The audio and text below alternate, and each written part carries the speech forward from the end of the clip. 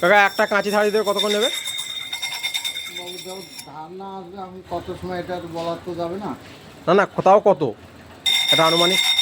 এখন করছি তাই দেখো কতটা লাগে, কোন ভালো করতে যা। কত বছর ধরে এই কাঁচি ধার দেওয়া কাজ করছো কাকু?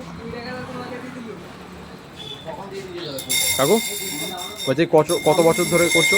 আমি বেশি দিন নেবো, শাল ছিল, শালে কাজ করতাম। হ্যাঁ। এইসব অল্প দিনে।